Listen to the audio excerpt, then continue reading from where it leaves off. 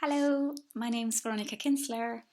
This is my third video so far for Caring Matters Now. We're doing these question and answer type of things in the lockdown.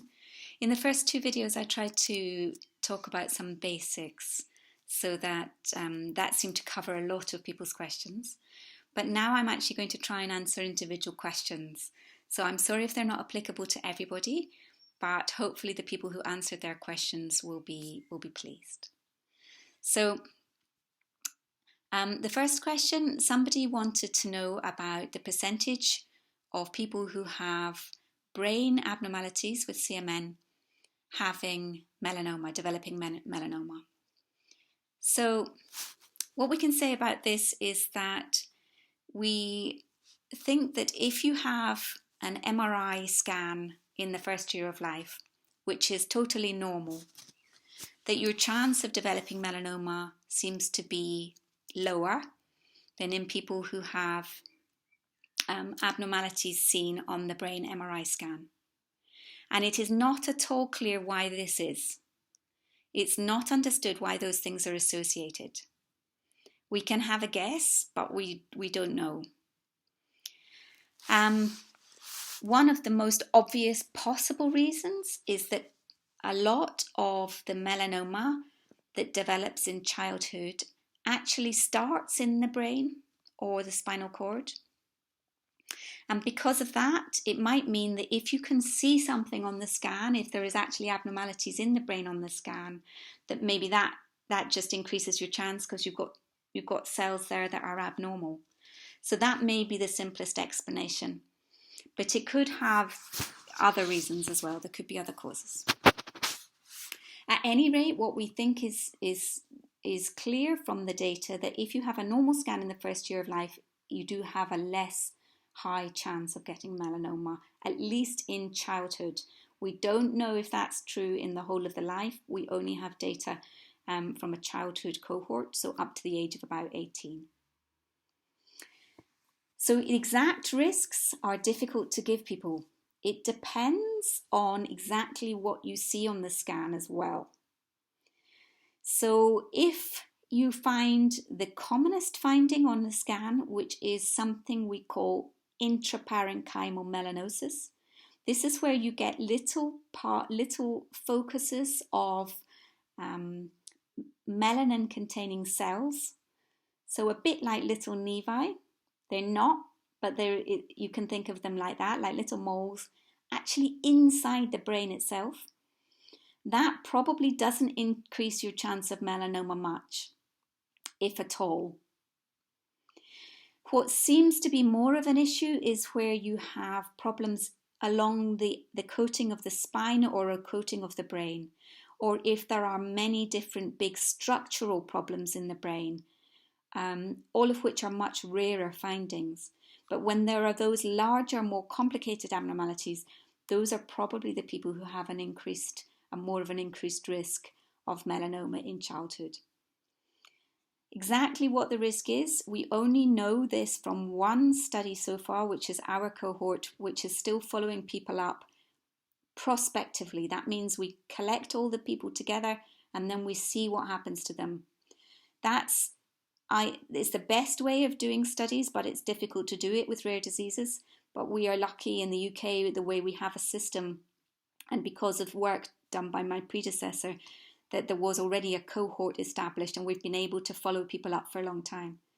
And what we found is for people who have an abnormal scan in the first year, that the chance of getting melanoma in childhood is perhaps between 10 and 15%.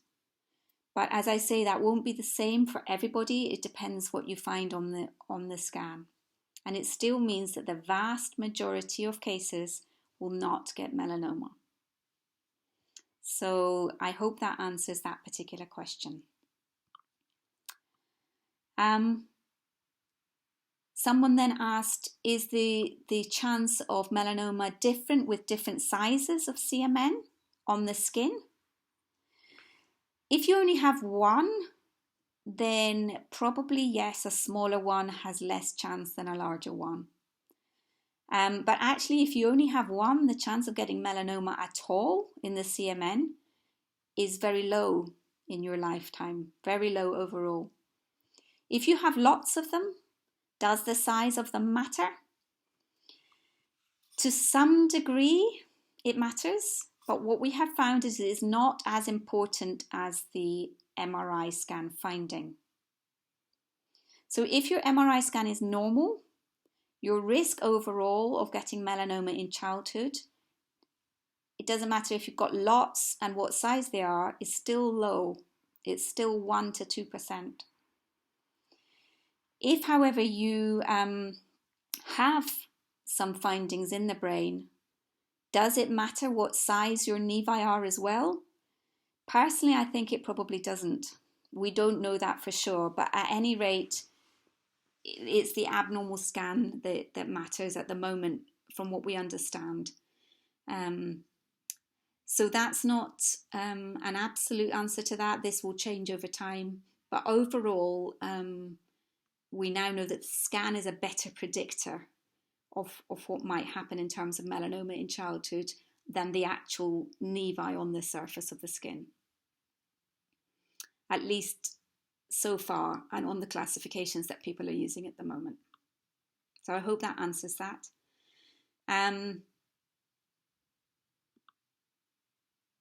Someone has asked, how long would I expect new small CMN, or satellites as they're sometimes called, how long we would expect them to keep appearing, and whether we can stop them appearing. We definitely can't stop them appearing at the moment. How long they keep appearing for is very variable person to person. The only thing we've ever managed to really find out statistically is that some people will have their own rate of appearance. So if you are somebody that develops a lot of new ones in the first year of life, you may well continue to develop a lot of new ones for a while. For people that don't develop many in the first year or the first 2 years, they don't seem to suddenly start getting them later.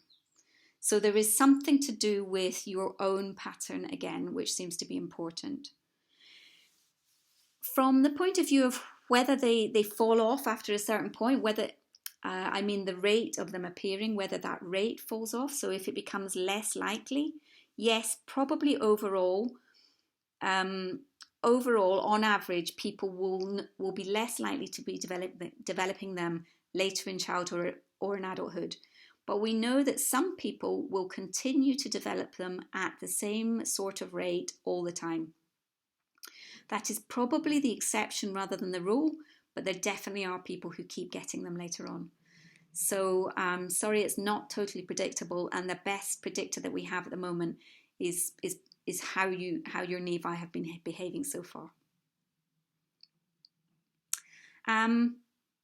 There is also a question about IVF, whether being conceived by IVF increases your chance of having CMN, whether that made it happen.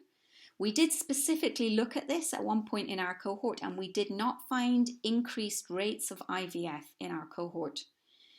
It would be very difficult to say whether somebody who had had multiple embryos frozen and one of them had had a CMN, it would be very difficult to say what the chance was in the other. I wouldn't want to say, I would not know. That study has never been done. So we don't know if you did conceive your child by IVF and they did have CMN, we would not be able to say if that could happen in one of those other embryos. I'm sorry, we don't know the answer to that. But IVF on its own does not seem to increase the risk of CMN. Somebody was asking about suntan as opposed to sunburn, whether suntan will increase the chance of damage or melanoma in CMN. So we definitely don't want children to get sunburned. That's very true. We also don't really like them to get suntanned much, but that's true in general for skin and dermatology in children. That is the general advice that we give for all our patients.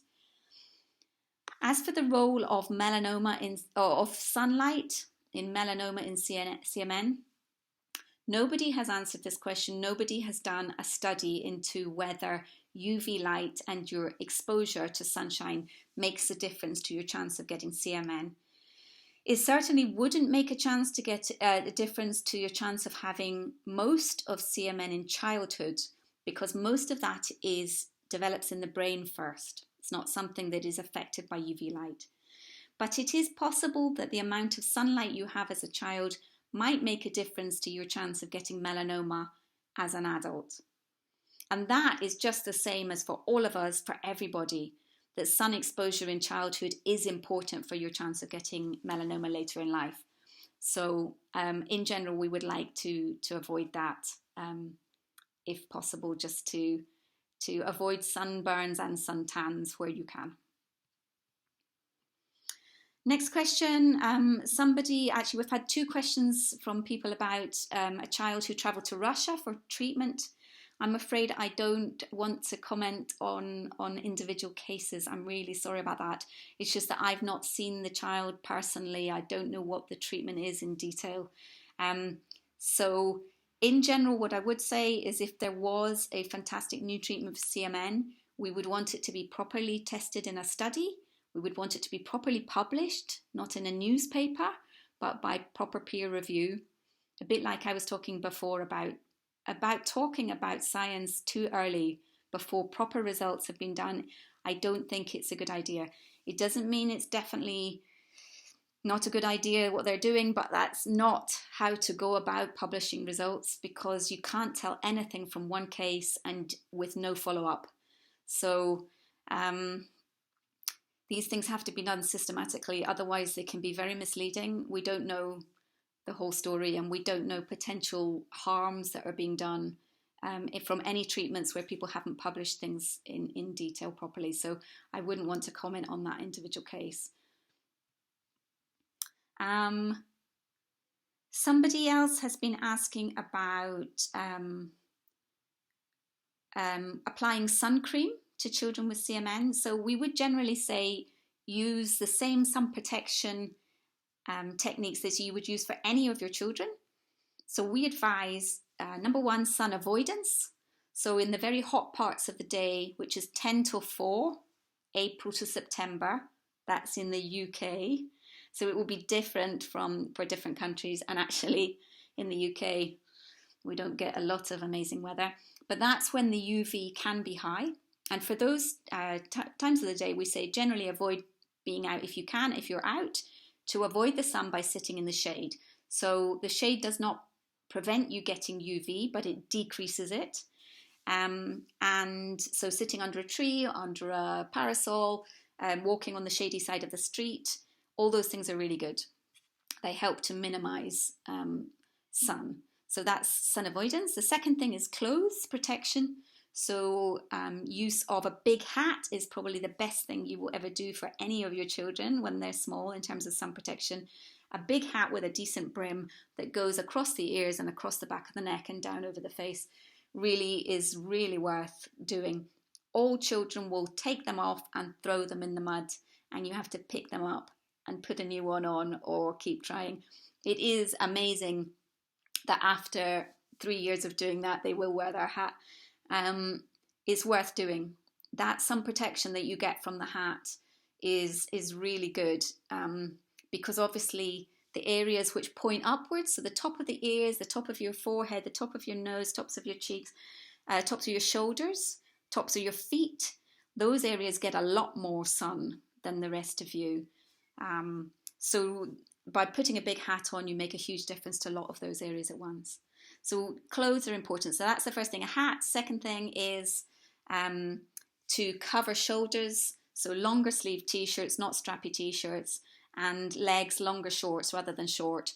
Definitely important. That really also really massively reduces your sun exposure. Also UV suits. So if you're actually definitely going to be out in the sun or going on a holiday, those UV suits which cover those areas are really worthwhile as well. Sorry, that's my phone going, but we'll ignore it. And last of all, sun cream. So it is important, but it's last. A high protection sun cream, so an SPF factor of 30 to 50 or 50 plus. So 50 certainly for babies. After that, 30 plus is important. Put that on the areas that are exposed. So if you have to be out in the sun and you've done all your clothes as well as you can, but your face is still showing, then put it on your face, or the tops of your feet, again, as I mentioned, anything that faces upwards. So that's sun protection. That's the same for all children, and we would say the same for CMN. In the UK, you can get sun cream on prescription from your GPs. So that's the end of this video. It's been very nice to chat to you. I hope some of that's good and we've managed to tackle some of your questions. Bye then, bye, and lots of love from all of us in London.